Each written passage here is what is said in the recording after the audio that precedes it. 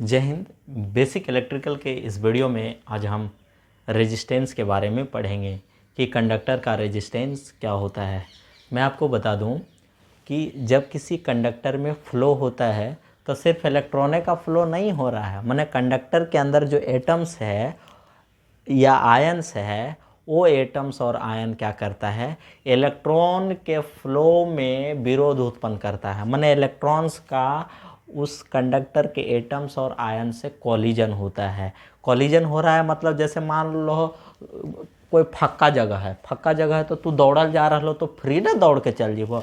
अरे भैया, जब मेला लगल है तो तू दौड़ पैबो फ्री नहीं दौड़ पाइएगा। जब फ्री नहीं दौड़ पाइएगा तो केकरो से टकरा जाइएगा, केकरो से ठेला जाइएगा, तो क्या है, प्रतिरोध ना है। तो उसी प्रकार जब कंडक्टर के अंदर इलेक्ट्रॉन का फ्लो होता है तब उस इलेक्ट्रॉन का एटम्स और आयन से कॉलिजन होता है। वही कॉलिजन क्या कहलाता है, अपोजिशन कहलाता है, प्रतिरोध कहलाता है, रेजिस्टेंस कहलाता है। तो हम दूसरे शब्दों में कह सकते हैं the opposition offered by conductor to the flow of current is known as resistance of the conductor, clear. माने द अपोजिशन माने इलेक्ट्रॉन के फ्लो में या चार्ज के फ्लो में या करंट के फ्लो में कंडक्टर द्वारा जो अपोजिशन ऑफर्ड किया जाता है वही अपोजिशन प्रतिरोध कहलाता है, रेजिस्टेंस कहलाता है। सिंपल समझिए, रेजिस्टेंस का मतलब अपोजिशन, विरोध, प्रतिरोध। जैसे प्रतिरोध के मीनिंग और हम बता दियो, जैसे मान लो तू कॉलेज में केकरो से प्यार कर रखो, तो प्यार कर रखो तो भाई जिनका से तू प्यार कर रहा हो उनका कोई और लड़का चाह रहा है, तो वो लड़का चाह रहा है तो क्या है, वो आपके लिए प्रतिरोध है, कांटा है। एकदम उसके लिए फैटम फैटी भी कर देते हैं, मर्डर भी करने के लिए हम तैयार हो जाते हैं कि नहीं वो हमर हथिन और वो कहा कि तू तोहर हथिन। तो भाई तू क्या है, वो प्रतिरोध न है आपका। भाई आप मान लो तू प्यार करते करते बहुत दूर चल गए हो, मैंने लंबा दूरी तक प्यार चल गया आपका, तो लंबा दूरी तक प्यार चल गया तो बात बहुत दूर तक बढ़ जाता है। अब मान लो नौकरी उकरी लग गए तो हर मम्मी पापा भारी खुश हो गए कि हमारे बेटा के तो नौकरी लग गई। अब बात आया ब्याह के, बात आया कि बेटा का ब्याह करेंगे, तो तुम कहोगे नहीं रे भाई पापा हम एगो लड़की से प्यार करिए। हाँ प्यार करता है, अरे बेहुदा पढ़ाए लिखाए हम, और शादी ब्याह जब करे के बारी आया तो तू प्यार करे लगा। हम मर गए हैं, तुम्हारे लिए लड़की ढूंढ के नहीं दे सकते हैं ल। अब मम्मी पापा भी विरोध करना शुरू कर दिए, तो वो अपोजिस्टे है, वो रेजिस्टेंस है रे भाई, भारी, वो तो भारी रेजिस्टेंस है। प्यार कर रही थी हम केकरो और से, ब्याह पापा कर रखी केकरो से, तो ओकरा से बड़ा रेजिस्टेंस कुछ है। वो तो समझो कि इतना बड़ा रेजिस्टेंस है को उसको ख़त्म करना बहुत मुश्किल काम है। लेकिन खैर कोई दिक्कत नहीं, नौकरी उकरी लग जाता है तो पापा मान भी जाता। चलो ठीक है, बेटा तो अपना पैर पर खड़ा हो गया है, बेटी अपनी पैर पर खड़ा हो गई, तो जकरा से शादी ब्याह करे को कर ले। तो अब तो पापा मूर्त रूप में देखते रह जाते हैं कि भाई बेटा हमारे प्यार कर रहे तो उसको मना कैसे करें। खैर छोड़ो, आओ हम लोग प्रतिरोध में आते हैं। तो इसका मतलब है कि जब किसी कंडक्टर के अंदर करंट फ्लो होता है, इसका मतलब इलेक्ट्रॉन फ्लो होता है, तो इलेक्ट्रॉन के फ्लो में अपोजिशन ऑफर किया जाता है। मतलब इलेक्ट्रॉन का मेटल के अंदर, कंडक्टर के अंदर एटम्स और आयन से कॉलिजन होता है। वही कॉलिजन क्या करता है, रेजिस्टेंस कहलाता है। क्या कहलाता है, रेजिस्टेंस, प्रतिरोध कहलाता है। माने जो ही वोल्टेज अप्लाई करबो इलेक्ट्रिक फील्ड डेवलप हो जते कंडक्टर के अंदर, तो वो इलेक्ट्रिक फील्ड के कारण इलेक्ट्रॉन ऐसे ठेलाएगा एने, और प्रतिरोध जो ने उत्पन्न हो रहा वो कहेगा नहीं तू एने जाओ, वो कहेगा नहीं तू एने जाओ। वोल्टेज के कारण इलेक्ट्रॉन एने जाएगा और वो आपका क्या करेगा, प्रतिरोध कहेगा नहीं तू एने जा। आई बेचारा बीच में पिसा रहा है, यानी मैंने वोल्टेज ने ठेल रहा है, मैंने वोल्टेज के कारण ही करंट फ्लो होता है, तो वोल्टेज ने इलेक्ट्रॉन को ठेल रहा, जा तू एने जा। और ये कहेगा प्रतिरोध नहीं तू एने जा। अरे भाई कने जाए हम, बताओ, तुम ही बता दो, डिसाइड कर दो। तो वो जो है ना कॉलिजन जो है एटम्स और आयन से, जो मेटल के अंदर होता है, कंडक्टर के अंदर होता है, वही कॉलिजन क्या कहलाता है, रेजिस्टेंस कहलाता है, प्रतिरोध कहलाता है। क्लियर। और रेजिस्टेंस को सर हम आर से रिप्रेजेंट करते हैं। किससे रिप्रेजेंट करते हैं, आर से रिप्रेजेंट करते हैं। कहीं कहीं बुक में छोटा आर भी दिया हुआ रहता है। इसका एसआई यूनिट क्या है, ओम होता है। एसआई यूनिट क्या होता है, ओम होता है। अब बात करते हैं कि किसी कंडक्टर का रेजिस्टेंस कौन कौन से फैक्टर पे डिपेंड करता है। मैं आपको अभी लेकर के चलता हूँ उसमें। तो किसी भी कंडक्टर का जो रेजिस्टेंस है, जैसे सपोज डेट ये हमारा कोई कंडक्टर है सर, ये कोई कंडक्टर है, इसका क्रॉस सेक्शनल एरिया, ये जो एरिया देख रहे हो ना, ये क्रॉस सेक्शनल एरिया मान लो सर ए है, और ये लेंथ जो हम मान रहे हैं, लेंथ, ये जो लंबाई लेकर चल रहे हैं एल।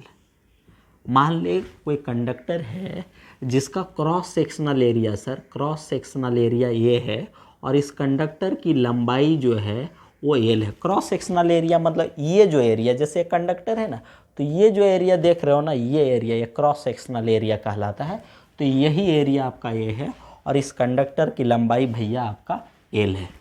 तो किसी कंडक्टर का रेजिस्टेंस जो है वो किस किस फैक्टर पर डिपेंड करता है, कौन कौन से फैक्टर पर डिपेंड करता है। तो कहता है किसी भी कंडक्टर का जो रेजिस्टेंस है वो पहला फैक्टर है कि उसके लेंथ पर डिपेंड करता है। किस पर?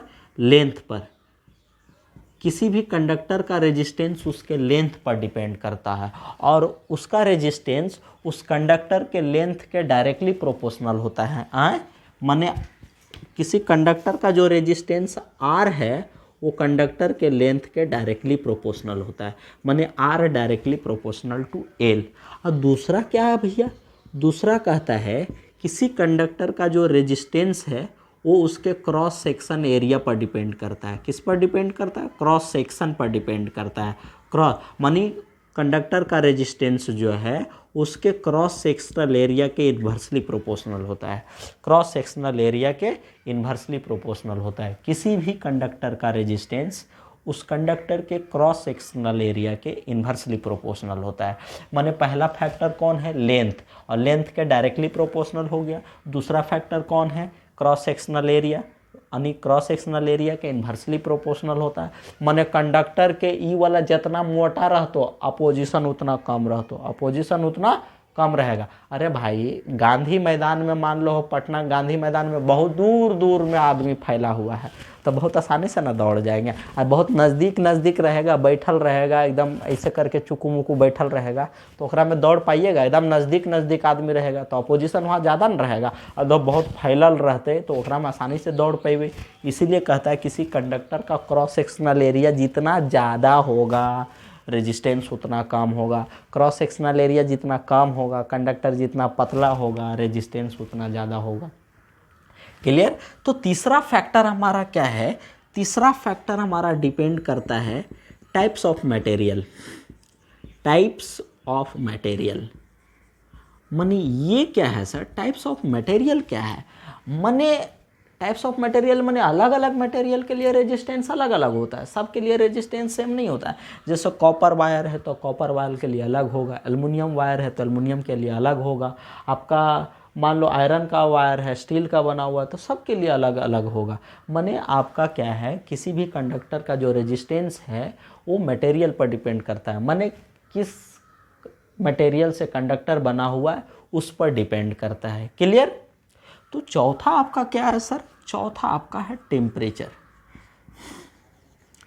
आपका किसी कंडक्टर का रेजिस्टेंस जो है उस कंडक्टर के सराउंडिंग टेम्परेचर क्या है उस पर डिपेंड करता है। माने कंडक्टर के सराउंडिंग क्या टेम्परेचर है, सराउंडिंग टेम्परेचर पर भी, मतलब कंडक्टर के टेम्परेचर पर भी आपका क्या है, उस कंडक्टर का रेजिस्टेंस डिपेंड करता है। तो हमने देखा कि किसी भी कंडक्टर का रेजिस्टेंस 4 फैक्टर पर डिपेंड करता है।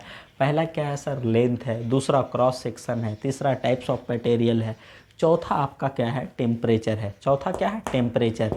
हाँ, ये आपका क्या है? एक कंडक्टर का टेम्परेचर, या उसको सराउंडिंग टेम्परेचर बोल सकते हैं, या एम्बिएंट टेम्परेचर बोल सकते हैं। कैसा टेम्परेचर बोल सकते हैं? एम्बिएंट टेम्परेचर बोल सकते हैं। तो अब यहाँ से हम इसको समराइज कैसे कर सकते हैं सर? माने किसी कंडक्टर के रेजिस्टेंस को हम ऐसे लिख सकते हैं, R directly proportional to L upon A. देखो ना, A directly proportional to L हो गया, इन्वर्सली प्रोपोर्शनल टू ए हो गया। अब क्या है, प्रोपोर्शनलिटी साइन हटाते थे, कांस्टेंट देते रो एल बाई ए। तो कहिएगा आए सर ये रो क्या है सर? तो ये रेसिस्टिविटी है। क्या है? रेसिस्टिविटी। ये रेसिस्टिविटी है सर। ये क्या है, रेसिस्टिविटी। तो हम कंडक्टर का रेजिस्टेंस का हमारा जो फार्मूला आ गया R बराबर रो इंटू एल बाई ए, ये रेसिस्टिविटी है जो टाइप्स ऑफ मटेरियल पर डिपेंड करता है। माने ये जो रो का वैल्यू होगा वो अलग अलग मटेरियल के लिए अलग अलग होगा। माने यही जो है ये अलग अलग मटेरियल के लिए अलग अलग होगा। ये जो रेसिस्टिविटी है ना, ये अलग अलग मटेरियल के लिए अलग अलग होगा। तो बात है कि रेसिस्टिविटी है क्या, तो मैं आपको बताना चाहूँगा रेसिस्टिविटी पहले। तो यहाँ से सिंपल समझो कि जैसे हमने R बराबर लिखा भैया, R बराबर हमने लिखा, ओहो, जैसे पानी है, R बराबर हमने लिखा rho into L by A. तो यदि हमारा क्या है, R बराबर हमारा एल बराबर हो जाए, एल बराबर 1 मीटर, ए बराबर 1 metre square cross sectional area, इसीलिए रो बराबर क्या हो जाएगा, R। माने 1 मीटर स्क्वायर, माने 1 metre square cross sectional area और 1 मीटर लेंथ वाले कंडक्टर का जो रेजिस्टेंस होता है वही उसका रेसिस्टिविटी कहलाता है। माने किसी कंडक्टर का cross sectional area 1 metre square हो, उसका लेंथ 1 मीटर हो, तब उस कंडक्टर का जो रेजिस्टेंस होता है वही रेजिस्टेंस उस कंडक्टर का रेसिस्टिविटी कहलाता है। लेकिन ये तो हमने भाई एजम्पशन लेकर के हमने इसको डिफाइंड किया ना, इसको हम एल बराबर 1 मीटर और ए बराबर 1 मीटर स्क्वायर ले लिए, तब ना रो बराबर आ रहा है। लेकिन रियल मायने में सच्चे अर्थों में रो है क्या, तो रो है आपका डिग्री ऑफ अपोजिशन। क्या है, डिग्री ऑफ अपोजिशन। माने ये रेसिस्टिविटी शो करता है कि कोई कंडक्टर जो है करंट के फ्लो में कितना अपोजिशन ऑफर करता है। माने ये शो करता है कितना अपोजिशन, माने ये रो बतलाता है किसी कंडक्टर का डिग्री ऑफ अपोजिशन। माने वो कंडक्टर करंट के फ्लो में कितना अपोजिशन ऑफर करेगा, कितना अपोजिशन, तो यही बतलाता है डिग्री ऑफ अपोजिशन। जैसे आपका क्या है कि आपका टेम्परेचर क्या है, टेम्परेचर आपका तापमान नहीं है, ये बतलाता है degree of hotness and coldness. Temperature जो है किसी वस्तु का वो बतलाता है degree of hotness and coldness.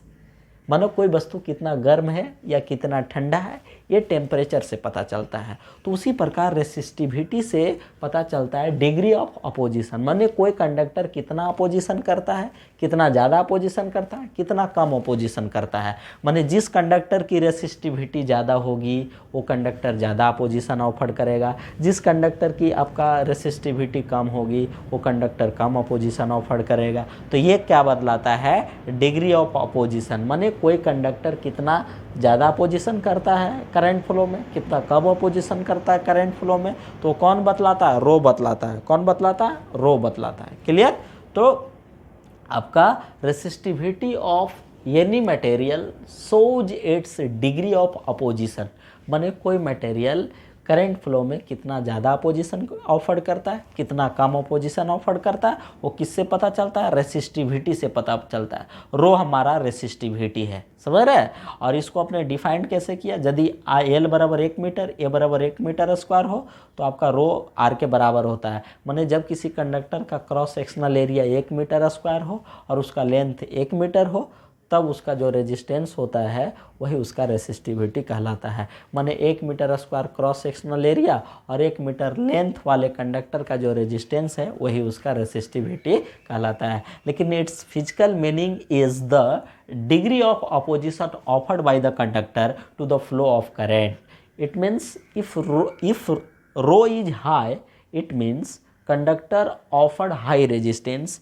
If rho is low, it means conductor offered low resistance to the flow of current. Clear. तो यहाँ से आपका ए हो गया सर, ये आपका रेजिस्टेंस हो गया। माने हमारा क्या हो गया, आर बराबर अभी हमने लिखा rho into L by A. तो हम रो बराबर क्या लिखेंगे, R into A by L. Clear. तो रो के बारे में तो समझ गए। अब बात है कि कंडक्टेंस क्या है। कंडक्टेंस इसको जी से रिप्रेजेंट करते हैं। The reciprocal of resistance is called conductance. माने रेजिस्टेंस के रेसिप्रोकल को उल्टा को हम कंडक्टेंस बोलते हैं। माने reciprocal of resistance is called conductance. माने जी बराबर कंडक्टेंस को हम जी से रिप्रेजेंट करते हैं। माने जी बराबर 1/r। माने जी बराबर r 1/r का वैल्यू कितना, r का वैल्यू है रो इंटू L/A। क्लियर। तो ये ऊपर जी तो हमारा क्या हो जाएगा, जी बराबर A 1/ρ/L। और 1/ρ है क्या, इसी को बोला जाता है कंडक्टिविटी।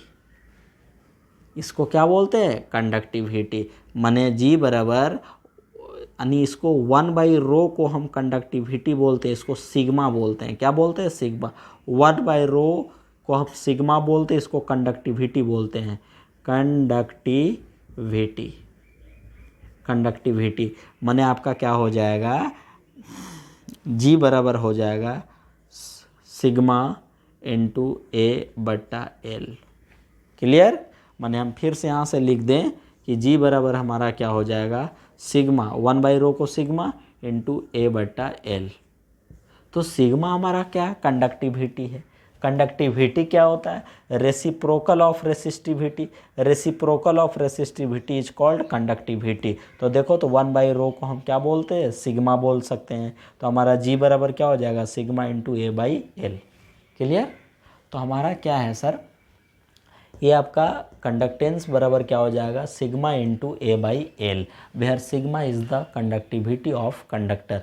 कंडक्टिविटी क्या शो करता है कि कंडक्टिविटी बतलाता है कि कितना आसानी से किसी कंडक्टर में करंट फ्लो हो सकता है। जैसे किसी कंडक्टर की कंडक्टिविटी आपका क्या है, ज़्यादा है, इसका मतलब है कि उसका रेसिस्टिविटी कम होगा। और रेसिस्टिविटी कम होगा माने अपोजिशन कम होगा। माने अपोजिशन कम होगा मतलब उसमें आसानी से करंट फ्लो होगा।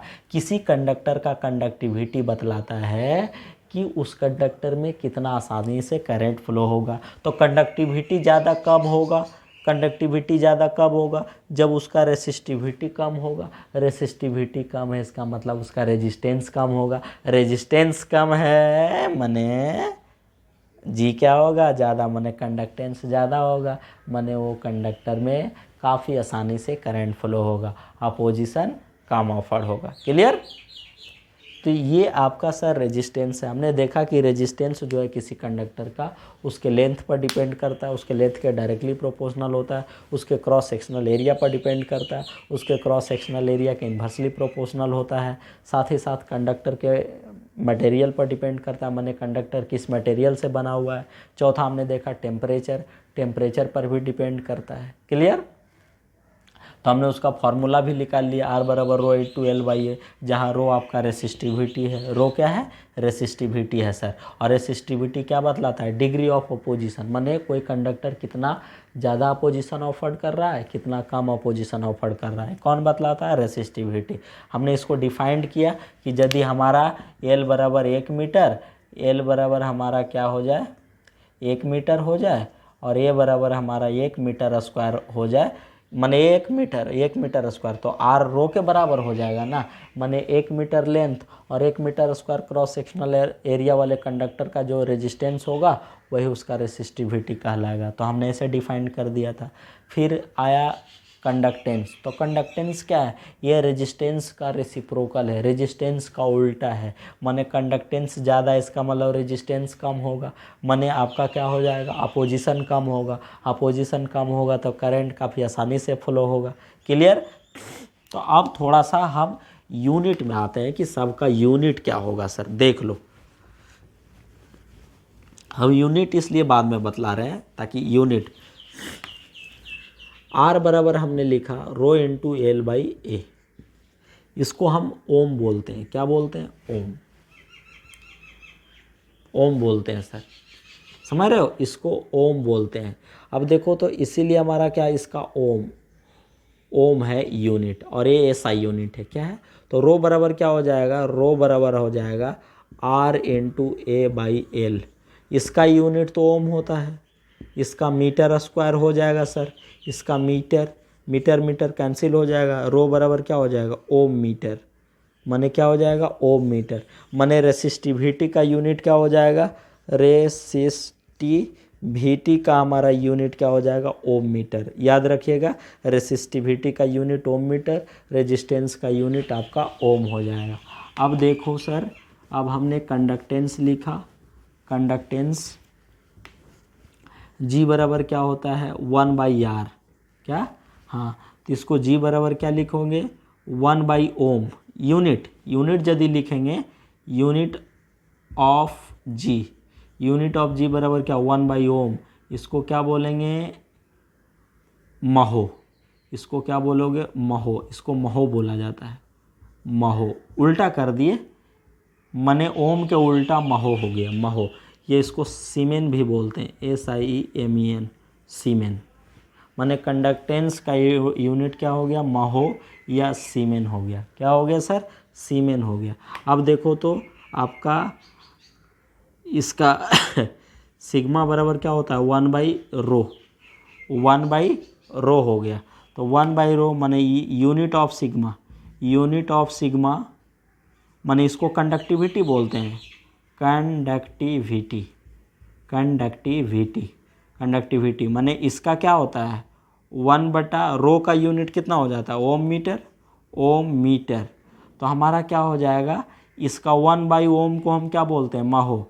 तो क्या हो जाएगा, महो पर मीटर, या सीमेन, या इसका क्या हो जाएगा, सीमेन पर मीटर। क्लियर। तो हमने यहाँ से देखा रेजिस्टेंस का यूनिट आपका क्या हो जाएगा सर, ओम। आपका रेसिस्टिविटी का यूनिट ओम मीटर। कंडक्टेंस का यूनिट क्या हो जाएगा, 1/ओम माने महो। इसको क्या बोलते हैं, महो माने इसको सीमेन भी बोलते हैं। क्या बोलते हैं, सीमेन। अब कंडक्टिविटी माने 1/रेसिस्टिविटी। तो यूनिट ऑफ सिग्मा आपका क्या हो जाएगा, 1/ओम मीटर। चूँकि रेसिस्टिविटी का यूनिट ओम मीटर होता है तो ओम मीटर हमने लिखा, और 1/ओम को हम महो बोलते हैं, नीचे में मीटर है तो महो पर मीटर हो गया, माने सीमेन पर मीटर हो गया। ये क्या हो गया, यूनिट ऑफ सिग्मा। तो उम्मीद करता हूँ कि आप लोग बहुत अच्छा से समझ गए होंगे। रेजिस्टेंस कुछ बड़ी बात नहीं, आप लोग 10th में भी पढ़े होंगे इसके बारे में, रेजिस्टेंस के बारे में। इतना तो आप लोग जानवे करते हैं, आपने यूनिट भी देख लिया। तो आप लोग ना मेहनत करो भाई, क्योंकि मेहनत ऐसी चीज़ है ना जो इंसान को ना ज़मीन पर से यहाँ पहुँचा देता है।